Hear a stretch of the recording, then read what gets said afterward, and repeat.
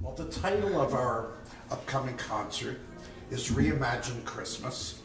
And Susan, you have written these wonderful poems that are based on the traditional lessons we're used to hearing in a Lessons in Carol service. What was your motivation to reimagine these lessons through this amazing poetry?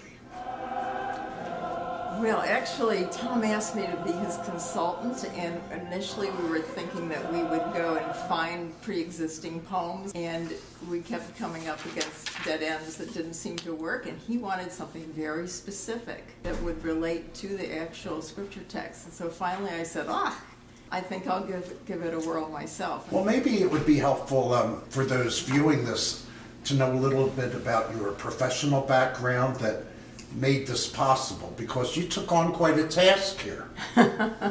Yeah, well, I credit my Baptist upbringing for marinating me in the scriptures, so that, you know, a lot of the ancestral families of the Hebrew scriptures are like extended family to me. I know their stories pretty well, and when I went to theological seminary, you know, it just added layers of understanding different angles from which you can look at the stories. I think the other part is just coming from a very musical family, a family where my parents like to dabble in poetry, and, you know, I have a brother who's a writer, I have a daughter who's a poet herself, and my niece is a lyricist for a Broadway musical. So all of those things together, I think, you know, they're all part of the package of what I brought to this.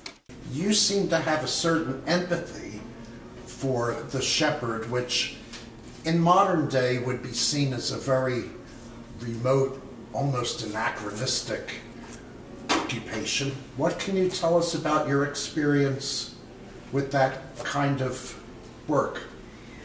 Well, I don't have direct experience, but vicarious through my brother, who's 16 months younger than I am, but who has a sheep farm in Vermont, which he bought back in the early 70s. And so I've gotten to be there during lambing season, you know, see a newborn lamb and watch it get up on its feet and learn how to nurse and bounce around the field on their springy little legs. So it's firsthand experience, and I really poured that experience into the shepherd's account. I was delighted in a couple of instances where you infused your poems with humor, almost a little giddiness.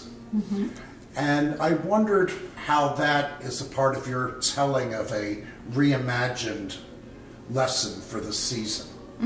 And I'm thinking particularly in what you wrote to end the couplets in the Magi. Oh, right. Herod, that fox, yes, wanted God in a box and not God with us, roaming around free. Yeah. No, I had a lot of fun with that, and I intentionally was looking for a different cadence, and I chose the limerick cadence for that, which just has in its rhythmic structure a kind of almost a little bit of a lightness to it. So, yeah, I don't think that we're always meant to have to be sober sides about the scripture lessons, and sometimes they can speak to us in different ways. I think God has a sense of humor, so it helps us, I think, to take a little bit different perspective and imagine these magi as, you know, finding the trip, you know, to be a real pain in the you-know-what. Maybe you could elaborate a little bit on hope and fear. I'm thinking about the times in which we're living right now. And of course, you spoke to this in terms of O Little Town of Bethlehem. So how might you expand on those concepts? Yeah. Well, you know, that phrase, the hopes and fears of all the years are met in thee tonight, I've always kind of wondered, well, what does that mean?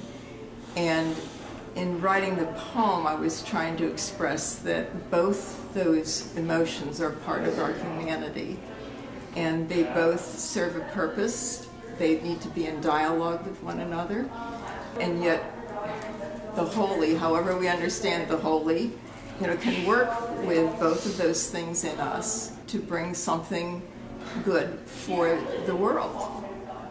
You said something about harmony among creatures. and the peaceable kingdom. Yeah. And I know as a member of the choir, I'm hoping that the audience will leave with a sense of peace, reimagining the miracle of Christmas, and what is possible. Yeah. And we're doing that through music and your wonderful words. Thank you so much for what you've created for us. You're welcome. You're welcome. It's a joy to have this being shared so widely.